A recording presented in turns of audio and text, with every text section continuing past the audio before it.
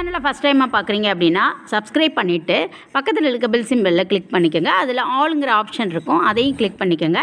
அப்போ தான் நான் போடுற புது புது வீடியோஸ் எல்லாம் உங்கள் மொபைலுக்கு நோட்டிஃபை ஆகும்.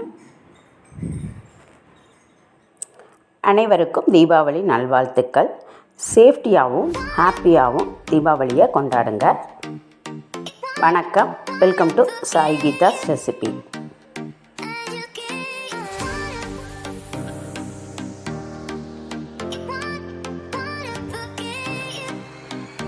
இன்றைக்கி தீபாவளி பலகாரங்களில் ஒன்றான அதிரசம் தாங்க செய்ய போகிறோம்.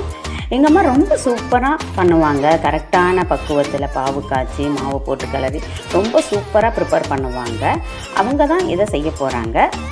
வாங்க எப்படி செய்கிறதுன்னு பார்த்துருவோம்.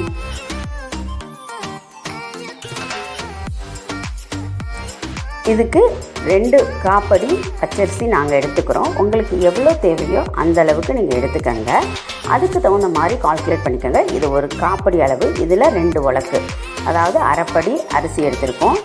இந்த அரிசியை நல்லா 2-3 தடவை கழுவிட்டு ஒரு 1.5லேருந்து 2 மணி நேரம் வரைக்கும் ஊற அந்த அரிசி தண்ணியிலேயே ஊறட்டும்.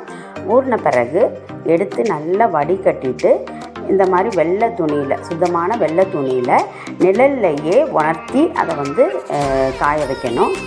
ரொம்ப காய வச்சிடக்கூடாது. நம்ம அப்படியே எடுத்து பார்த்தோம் அப்படின்னா நம்ம கைகளில் அந்த ஈரப்பசை ஒட்டக்கூடாது. ஆனால் அந்த அரிசியில் கொஞ்சமாக ஈரம் இருக்கணும். அந்த மாதிரி பக்குவத்திலேயே இருக்கும்போது நம்ம மில்லுலேயோ மிக்சிலேயோ கொடுத்துட்டு, அதாவது அரிசி அரைப்பாங்க இல்லையா, ஈரரிசி அரைக்கிற மில்லுலேயே கொடுத்து அரைச்சிக்கலாம். இல்லை மிக்சிலேயும் கொடுத்து அந்த மாதிரி அரைச்ச மாவை நம்ம உடனடியாக நல்லா சலிச்சிடணும். கட்டியே இருக்கக்கூடாது. அப்போ தான் நமக்கு கிளறதுக்கு அந்த திப்பியெல்லாம் இருக்கும் பார்த்திங்களா, அதெல்லாம் இல்லாமல் இருந்தால் தான் நல்லா நமக்கு கிளறதுக்கு ஈஸியாக இருக்கும். அதனால் கட்டி இல்லாமல் நல்லா ஈவனாக சலிச்சிடணும். அதை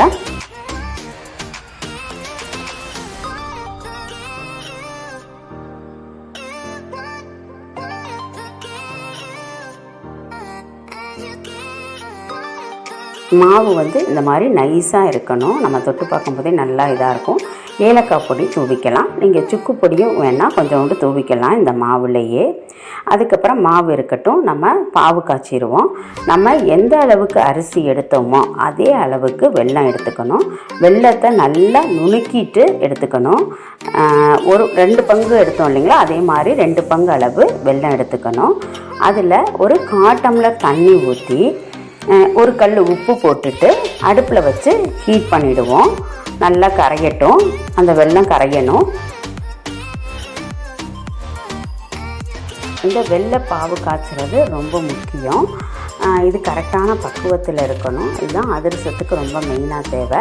நல்ல கொதி வரும். கொதி வரும்போது கம்பி பதம் இதெல்லாம் விட்டு அதுக்கப்புறம் கொஞ்சம் நேரம் கழிச்சிட்டு இந்த மாதிரி ஒரு பக்குவம் வரணும். அதாவது நம்ம அந்த வெல்லத்தோட இதை எடுத்து பார்த்தோம் அப்படின்னா உருட்டு வரணும். அது தெரியல அப்படின்னா ஒரு தட்டில் தண்ணி விட்டுட்டு நம்ம அந்த வெள்ளை பாப்பை கொஞ்சோண்டு ஊற்றி பார்த்தோம் அப்படின்னா இந்த மாதிரி உருட்டு வரும். இந்த பக்குவத்தில் நம்ம ஸ்டவ்வை ஆஃப் பண்ணிடலாம். இந்த வெள்ளை பாகை வடிகட்டிக்குவோம். எந்த பாத்திரத்தில் அதிரசம் மாவு ப்ரிப்பேர் பண்ணுறோமோ அதில் நீங்கள் வடிகட்டி எடுத்து வச்சுக்கோங்க.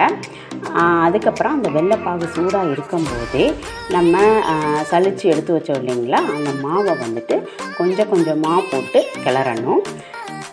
நம்ம கை விடாமல் கிளறணும். அப்போ தான் கட்டிப்படாமல் இருக்கும்.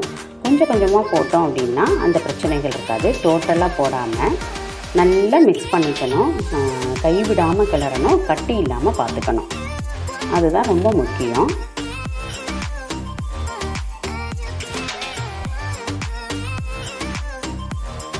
நல்லா கிளறி விடணும். இந்த மாதிரி ஃபைனலாக நமக்கு கிடைக்கும். கரெக்டாக பசைஞ்சோம் அப்படின்னா இந்த மாதிரி குட்டி குட்டி பபிள்ஸ் வரும். நமக்கு இது நல்ல பக்குவமாக இருக்குது அப்படிங்கிற, மாவு நல்ல பக்குவத்தில் இருக்குங்கிறது நமக்கு இது ஒரு டிப்ஸாக இருக்கும். அதுக்கப்புறம் ஒரு ஸ்பூன் அளவு நெய் மணமாக இருக்கும் நம்ம அதிரசம் சுடும்போது. அதனால் இந்த நெய் ஆப்ஷனல் தான். வேணும்னா வச்சுக்கோங்க, ஸ்கிப் பண்ணிக்கலாம். இதை நல்லா அப்ளை பண்ணிடணும். அப்ளை பண்ணிவிட்டு ஒரு நல்ல ஒயிட் துணினால் இந்த மாதிரி கட்டி வச்சிடலாம். மூடி போட்டு மூடணுங்கிற அவசியம் கிடையாது. இதை வந்து நம்ம வெளியிலேயே வச்சுருக்கலாம். 3 நாள் ஆகணும், குறைந்தபட்சம் 3 நாள் அந்த மாவு இருந்தோம் அப்படின்னா தான் நல்லா நமக்கு சுட்டு எடுக்கும்போது அதிரசம் வந்து நல்லாயிருக்கும். ஃப்ரிட்ஜில் வைக்கணுங்கிற அவசியம் கிடையாது, வெளியிலேயே வச்சிடலாம். இது 3 நாள் ஆயிடுச்சு இந்த மாவு ப்ரிப்பேர் பண்ணி. பாருங்கள் எப்படி சூப்பராக இருக்குது. இதில் வந்துட்டு நம்ம அதிரசத்தை சுட்டுருவோம். எண்ணெய் வச்சுருக்கோம், எண்ணெய் ஹீட் ஆகிட்டுருக்கு.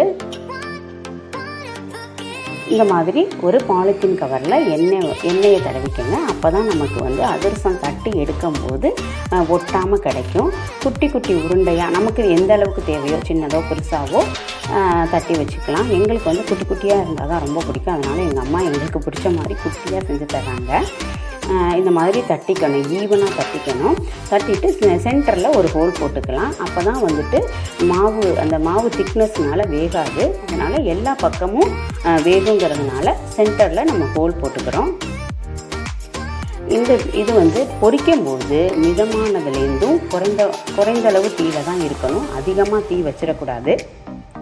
ஒன்றுன்னா பொரித்தோம் அப்படின்னா ரொம்ப சூப்பராக இருக்கும்.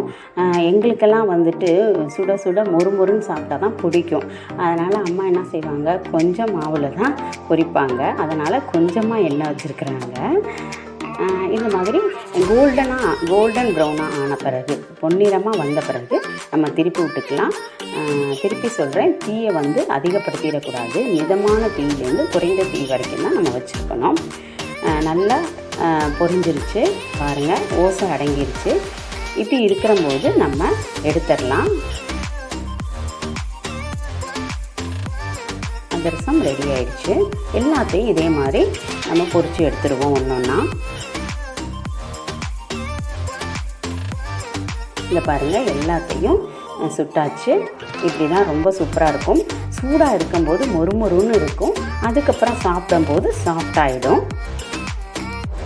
எங்கள் வீட்டில் ரொம்ப சூப்பராக, பார்க்கவே எம்மியாக இருக்குது, மொறுமொறுவான அதிரசம் ரெடி ஆகிடுச்சு. நான் இதை டேஸ்ட் பண்ண போகிறேன். நீங்களும் இதே மெத்தடில் செஞ்சு பார்த்துட்டு எப்படி இருந்துச்சு அப்படிங்கிறத வந்துட்டு ப்ளீஸ் கமெண்ட் செக்ஷனில் கமெண்ட் பண்ணுங்கள். உங்கள் வீட்டில் தீபாவளி எப்படி செலிப்ரேட் பண்ணீங்கிறதையும் கமெண்ட் பண்ணுங்கள். இந்த வீடியோ பிடிச்சிருந்துச்சுன்னா சப்ஸ்கிரைப் பண்ணுங்கள், லைக் பண்ணுங்கள், உங்கள் ஃப்ரெண்ட்ஸ் கிட்டெல்லாம் ஷேர் பண்ணுங்கள். ஓகே, தேங்க்யூ ஃப்ரெண்ட்ஸ், பாய்.